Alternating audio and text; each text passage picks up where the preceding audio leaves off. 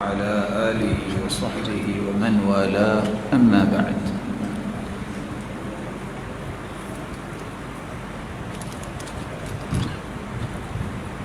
آج کی اس مجلس کا عنوان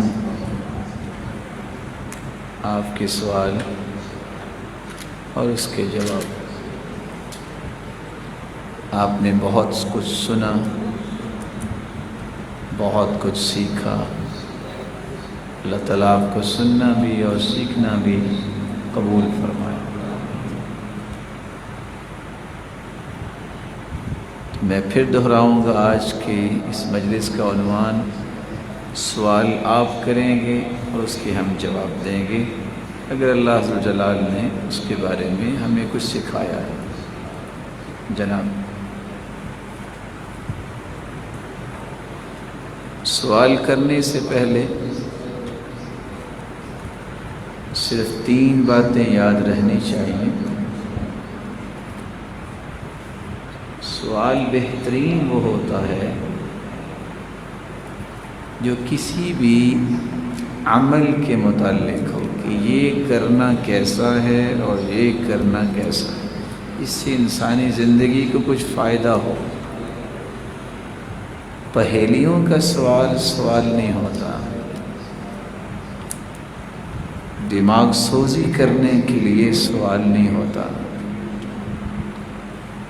کسی کا علمی کرنٹ چیک کرنے کے لیے سوال نہیں ہوتا کہ بھلا میرے سوال کا جواب دیتا ہے کہ نہیں۔ السائل تعنتا لا يستحق الجواب، جو ایسا سوال کرتا ہے اس کا کوئی جواب نہیں ہوتا۔ دوسری بات، سوال ہمیشہ مختصر ہونا چاہیے، اور تیسری بات، سوال مفروضہ نہیں ہونا چاہیے، حقیقت پر مبنی ہونا چاہیے۔ اب آپ کو اجازت۔ یہ بھائی پہلے سوال کرنا چاہ رہے تھے۔ جی میرے ملک،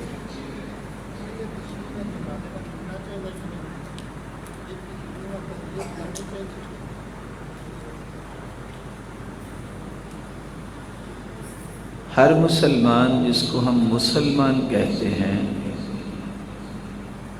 اس کا جنازہ بھی پڑھنا جائز ہے اور اس کے لیے دعا کرنا بھی جائز ہے۔ يجوز الصلاة على المسلم وكذلك الترحم، ولا يجوز الصلاة على غير المسلم وكذلك الترحم۔ مسلمان کا جنازہ پڑھنا بھی جائز ہے، اس کے لیے رحم کی دعا کرنا بھی جائز ہے۔ غیر مسلم کے لیے نہ اس کا جنازہ ہوتا ہے نہ اس کے لیے رحم کی دعا ہوتی ہے۔ یہ اصول، جو مسلمان ہے اس کا جنازہ ہم پڑھیں، اس کے لیے دعا بھی کریں۔ جو مسلمان نہیں، نہ جنازہ اور نہ دعا۔ جی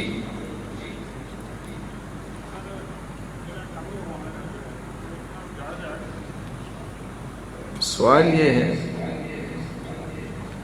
کہ یہ جو خط بنواتے ہیں جائز ہے کہ نہیں؟ یہ خط کیا ہوتا ہے؟ خط تو لفافے میں نہیں ڈالتے کیا جی؟ سب سے پہلے یہ سمجھیے، بھائی نے اچھا سوال کیا، میں نے ویسے اس کے الفاظ پہ ذرا ایک بات کہہ دی، تھکاوٹ ذرا دور ہو جائے۔ رسول اکرم صلی اللہ علیہ وسلم نے سکھایا کیا ہے؟ داڑھی کس کو کہتے ہیں؟ ما نبت، جو چیز، جو بال اگتے ہیں کہاں؟ علی الذقن، ٹھوڑی پر، واللحیین، جبڑوں پر۔ ایک موقف تو یہ ہے کہ چونکہ جبڑوں پر اور ٹھوڑی پر اگنے والے بال اس کو داڑھی کہتے ہیں، تو جو رخساروں پر ہوں گے وہ تو پھر داڑھی نہ ہوگی۔ اس لیے خط بنوانا جائز ہے۔ ویسے تو خط لکھا ہی جاتا ہے، لیکن رسول اکرم صلی اللہ علیہ وآلہ وسلم نے جو 4 لفظ بولے ہیں، فَاعْفُوا اللِّحَىٰ داڑھی کو معاف کرو، ارخوا اللِّحَىٰ داڑھی کو لٹکاؤ، وَفِّرُوا اللِّحَىٰ داڑھی کو وافر کرو، وَخَالِفُوا الْمَجُوسَ اور مجوسیوں کی مخالفت کرو۔ چاروں الفاظ کے عموم کو دیکھتے ہوئے علماء یہ کہتے ہیں یہ اللہ حضر جلال کی طرف سے اگر کوئی بیماری نہ ہو تو جو بھی آپ کے بال ہیں یہ داڑھی میں شامل ہیں، ان کے ساتھ تعرض نہ کیا جائے۔ ہاں اگر کوئی ایسے بال جو آپ کو تکلیف دیتے ہیں تو اس کے متعلق علماء نے کہا کہ ہاں اسے آپ زائل کر لو، آنکھوں پہ اتنے زیادہ آگے ہیں، یا یہ ہے کہ آپ کی جیسے کہ سیدہ عائشہ رضی اللہ تعالیٰ عنہ کی روایت سے استدلال لیتے ہیں، امیطی عنک الاذی، جو تکلیف ہے اس کو دور کر دو، بصورت دیگر اس کے ساتھ کوئی کھیل نہیں کھیلنا چاہیے۔ اللہ تعالیٰ غریق رحمت فرمائے مولانا محمد حسین شیخ پوری رحمت اللہ علیہ۔ جب کسی کو دیکھتے تھے نا کہ کسی نے تو خط شت بنایا ہے، جیسے ابھی سوال آیا، یا کسی نے شیو کی ہوئی ہے اور اس کی عمر بھی خاصی ہے، بوڑھا ہو گیا ہے، تو وہ دور بیٹھا ہوتا تو پیار سے کہتے تھے کہ گڈو کو ذرا آگے آنے دو، سمجھانے کی غرض سے کیا کہتے تھے، اے گڈو نو ذرا آگے آن دو۔ جو چیز اللہ تعالیٰ نے بنائی ہے اس کا کوئی مقصد ہے۔ کبھی کسی عورت کے چہرے پہ داڑھی کے بال اگتے دیکھے آپ نے؟ اللہ کی کوئی بیماری ہو، یہ فطرت ہے۔ اللہ تعالیٰ نے جو چیزیں مرد کو عطا کی ہیں، جو چیزیں عورت کو عطا کی ہیں، یہ اس کی حکمت ہے جس کو ہم سمجھنے سے قاصر ہیں۔ اور ویسے بھی یہ ویسے کہاں چلی جائے گی؟ کہیں بھی نہیں جائے گی، آپ کے ساتھ ہی رہے گی۔ آپ صلی اللہ علیہ وسلم اپنی داڑھی کو اچھے طریقے سے درست کیا کرتے، یہ شان ہے مرد کی۔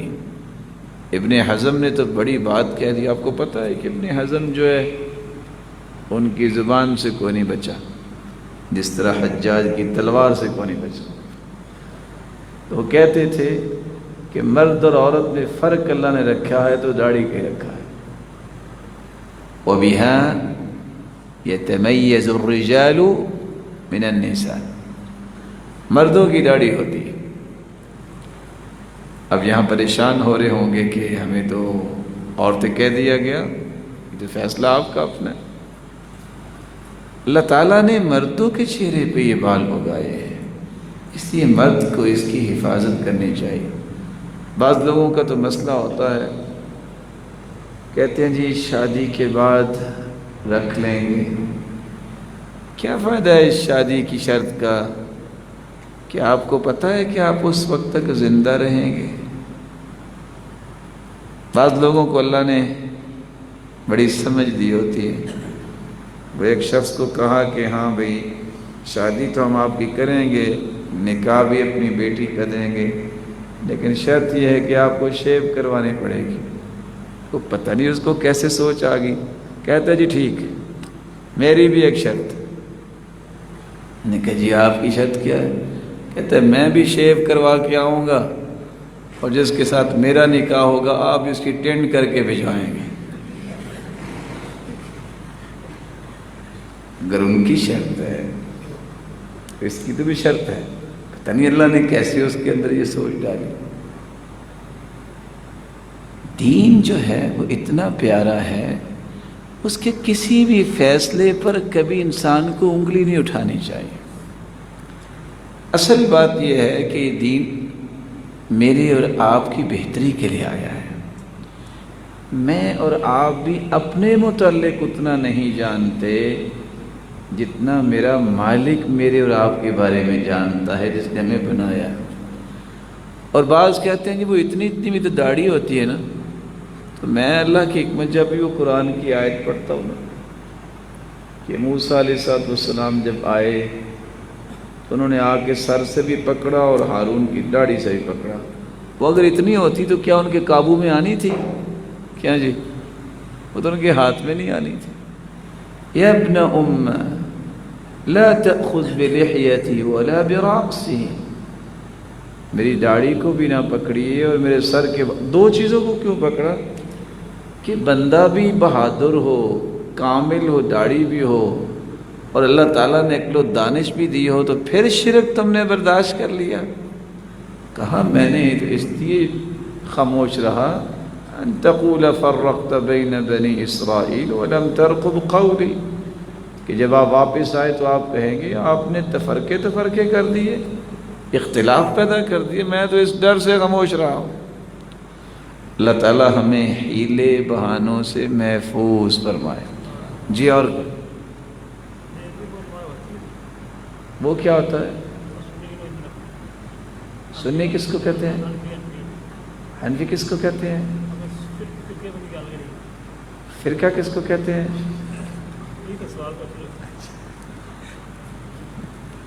پھر سنیے، میں نے جان بوجھ کے 3-4 باتیں ان سے پوچھنی چاہیے تاکہ وہ پکے ہو جائیں کہ سوال کیا کرنا چاہتا ہوں۔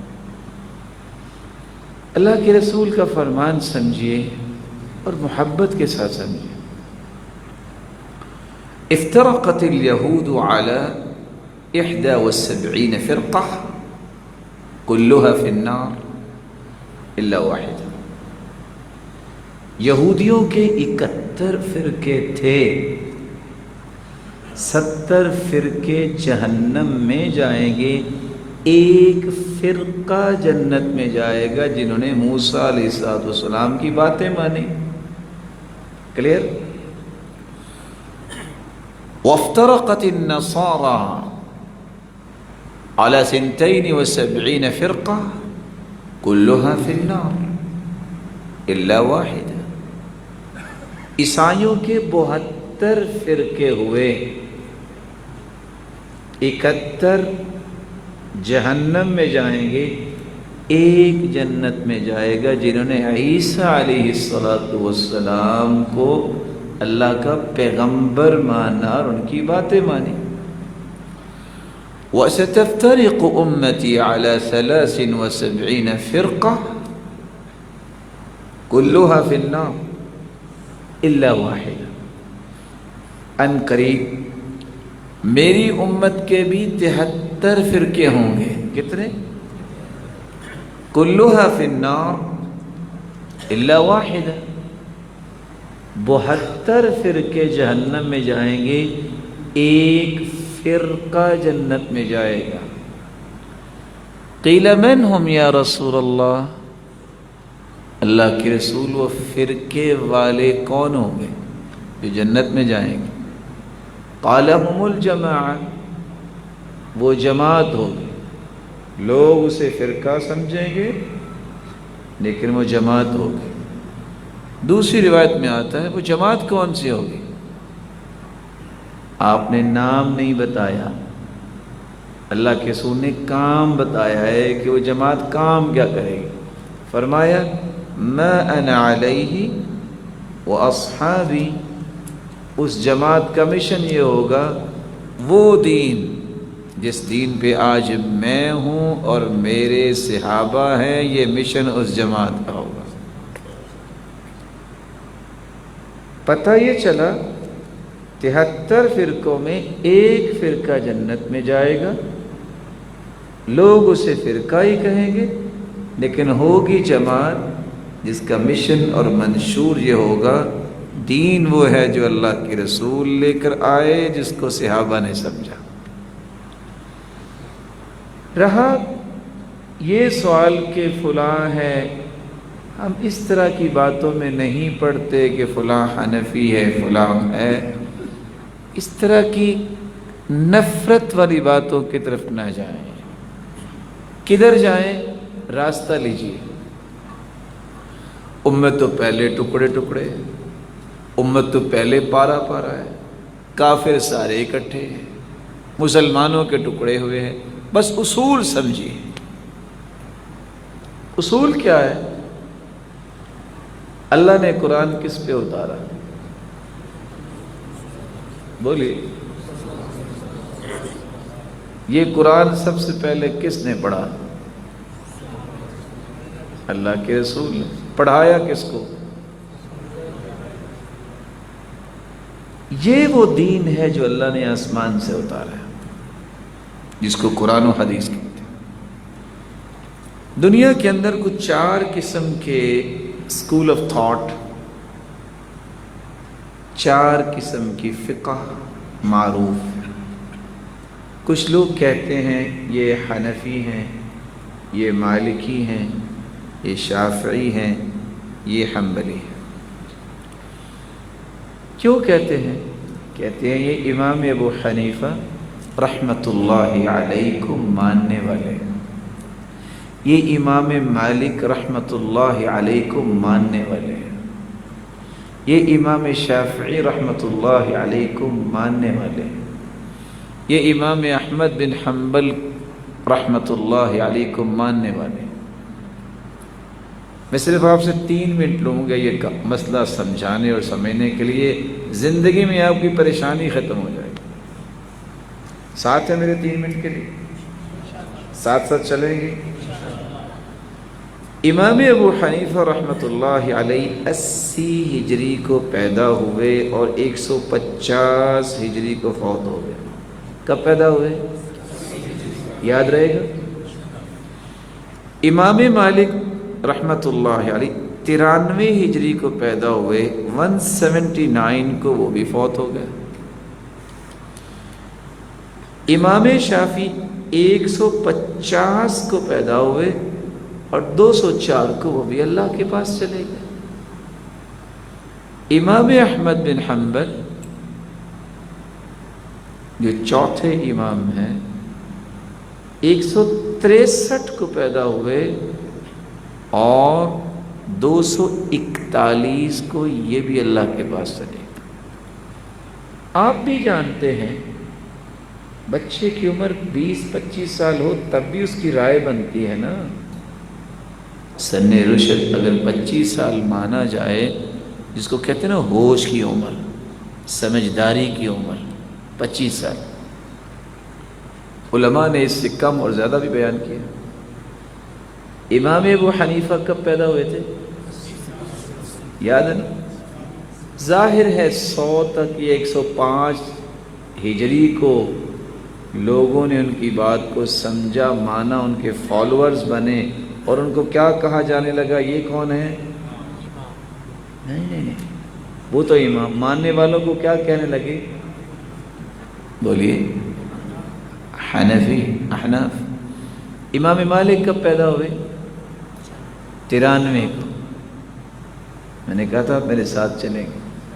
امام مالک کب پیدا ہوئے؟ 93 کو. 25 سال ملائیے. 118 113 تک لوگوں نے ان کی بات مانی ہوگی. تو جن لوگوں نے بات مانی امام مالک کی 113 یا 18 ہجری تک، ان کو لوگوں نے کیا کہا؟ یہ کون ہے؟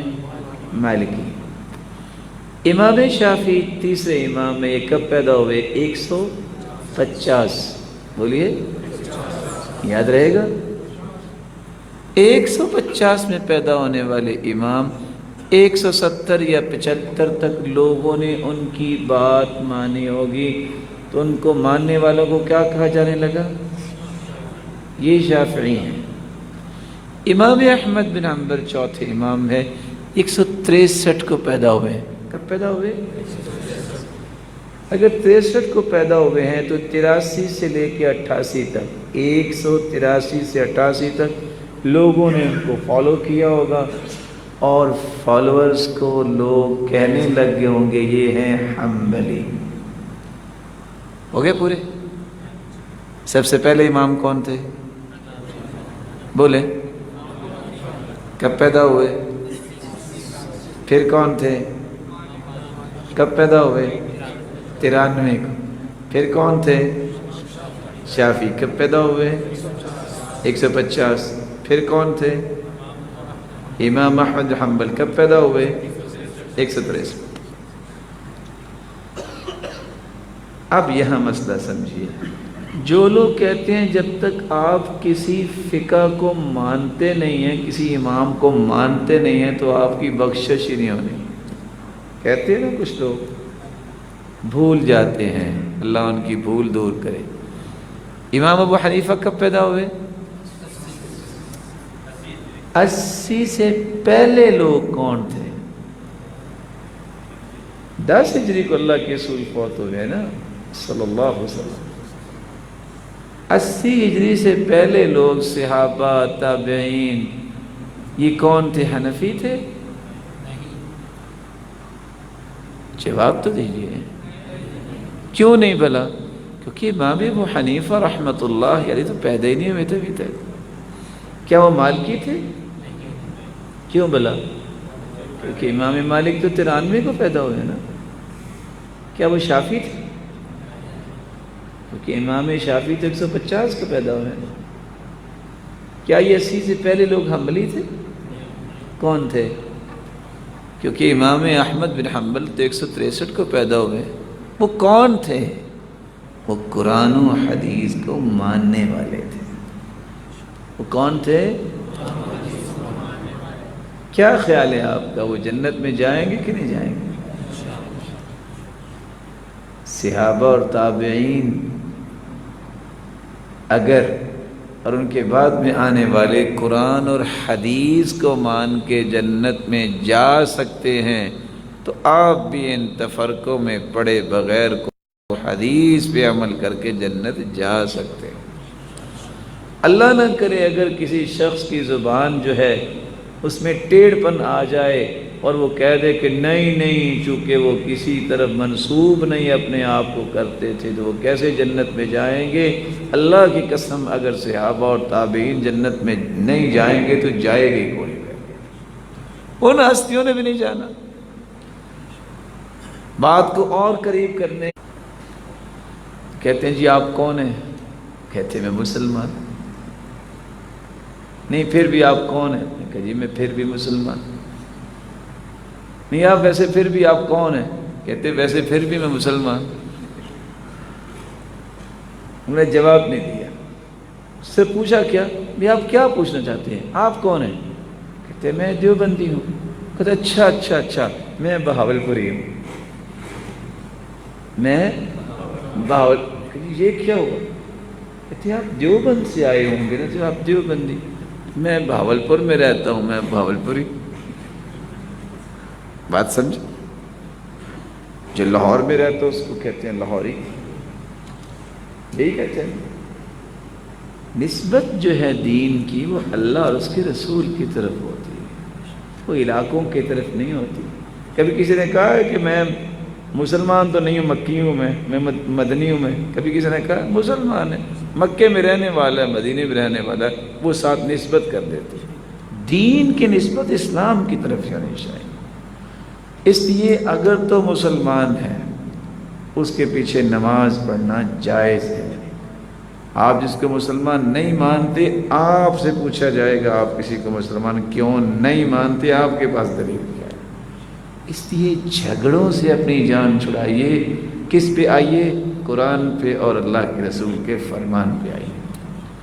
مجھے امید ہے کہ آپ کو پریشانی اب ختم ہو جائے گی، یاد رہے گا نا؟ میں نے پوچھ لینا تھوڑی دیر کے بعد۔ جی کوئی اور سوال؟ قبر کا عذاب ہے دنیا میں ہوتا ہے یا عالم برزخ میں؟ قبر دنیا میں ہوتی ہے کہ عالم برزخ میں ہوتی ہے؟ نہیں، سوال یہ ہے کہ میں نے یہ سنا تھا کہ عالم برزخ پر ہر بندے کو قبر ملتی ہے، تو یہ عذاب وہیں پہ ہوتے ہیں۔ اللہ آپ کو برکت دے۔ قبر کو ہی عالم برزخ کہتے ہیں۔ کوہ طور پہاڑ جو ہے ایک چیز کا نام ہے نا، قبر جو ہے نا اسی عالم برزخ کہتے ہیں۔ قبر کا عذاب جو ہے یہ حق ہے۔ صحیح بخاری کی ایک روایت ہے، میں 3 مرتبہ دہراؤں گا، ہے بھی بہت چھوٹی سی، لیکن آپ نے یاد کر کے جانی ہے. ان بولے نہیں، آپ کو تو خوشی ہونی چاہیے. اللہ نے ایک اور روزہ دے دیا، اس خوشی میں آپ کی آواز اونچی نکلنی چاہیے. ان عذاب القبر حق. کتنے لفظ ہیں؟ ان عذاب القبر حق. ان عذاب القبر حق. قبر کا عذاب حق ہے. چھوٹا سا مبارک ٹکڑا جب آپ کو یاد رہے گا کہ صحیح بخاری میں روایت موجود ہے، آپ کبھی بھی شبے میں نہیں پڑیں گے. یہ بھلا کس نے فرمایا ہے؟ اللہ کی رسول. کس نے فرمایا ہے؟ ایسی زبان سے نکلا ہے جس جیسی پیاری اور سچی زبان آج تک اللہ نے کسی کو عطا ہی نہیں کی. ایک بات حدیث میں آتا ہے، جب انسان فوت ہوتا ہے تو 2 فرشتے آتے ہیں. یأتیہ ملکان، 2 فرشتے آتے ہیں. فیجلسانی، اسے اٹھا کے بٹھاتے ہیں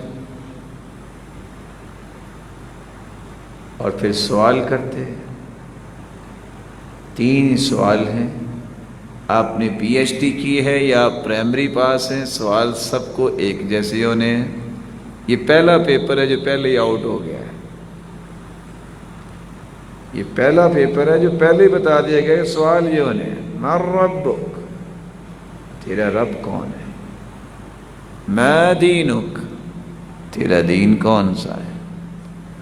ماذا تقول في هذا الرجل الذي بعث فيكم، پیغمبر کے بارے میں تیرا نظریہ کیا ہے جس ہستی کو اللہ نے بھیجا؟ اما المؤمن، جو تو ہوتا ہے مومن، وہ تینوں کے جواب دے دیتا ہے. فرشتے اس سے پوچھتے ہیں، جو ہی جواب دیتا ہے، تمہیں جواب کیسے آ گئے؟ تو وہ 3 جوابوں کے جواب میں بھی 3 باتیں کہتا ہے. قرأت القرآن وعملت بما فيه وصدقت، میں نے قرآن پڑھا تھا، میں نے اس کے مطابق عمل کیا تھا، میں نے قرآن کی ہر بات کو سچا مانا تھا. اللہ نے مجھے جواب دینے کی قوت دے دی.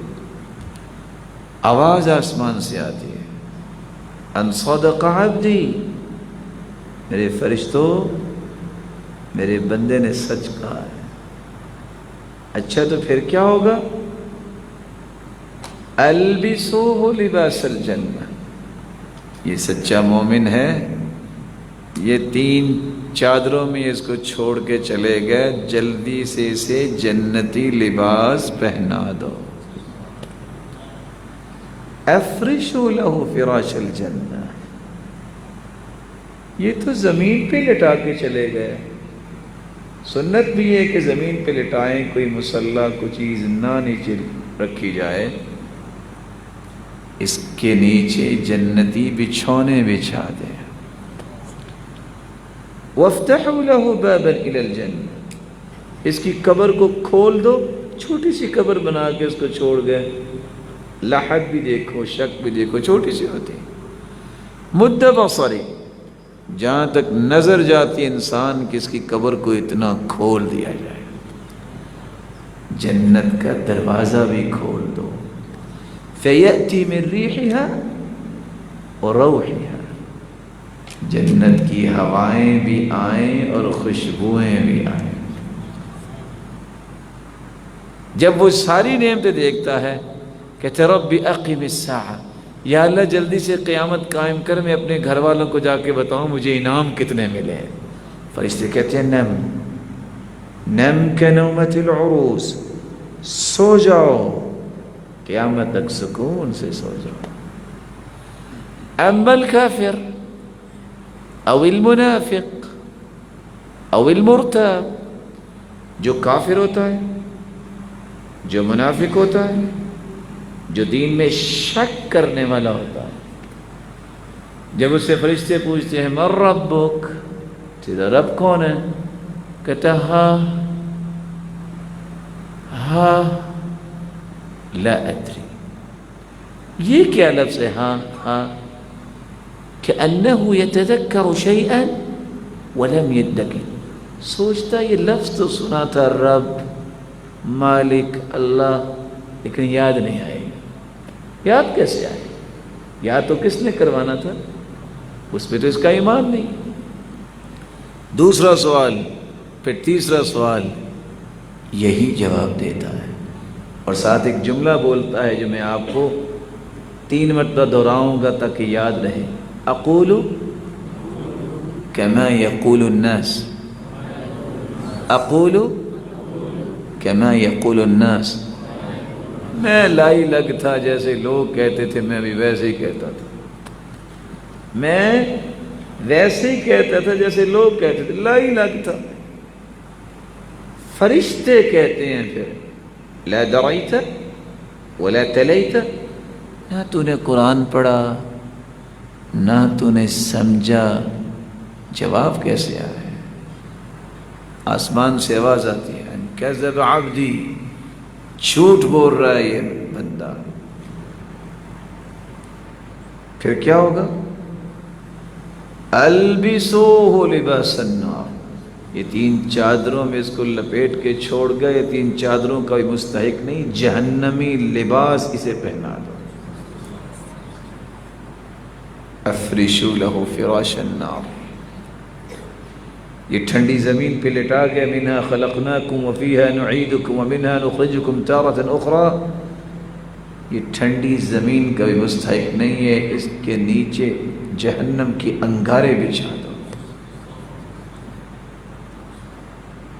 فَيُضَيَّقُ عَلَيْهِ قَبْرُ، اس کی قبر کو تنگ کرو، تنگ ہوتی ہوتی حتی تختلف اضلاعه، اللہ کے رسول نے فرمایا اس کی ہڈیاں ایک دوسرے کے اندر چلی جاتی۔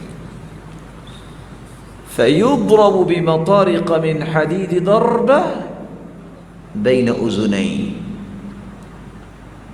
ایک لوہے کی گرز اٹھا کے فرشتے اس کو مارتے، اتنی بڑی گرز ہے کہ پوری دنیا بھی اگر مل جائے تو اس کو اٹھا نہیں سکتی۔ لو ضرب بها جبل لكان ترابا، اگر وہ کسی پہاڑ پہ مار دی جائے تو پہاڑ مٹی بن جائے، ریزہ ریزہ ہو جائے۔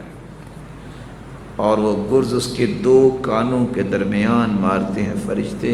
یہ 2 کانوں کے درمیان کیوں مارتے ہیں؟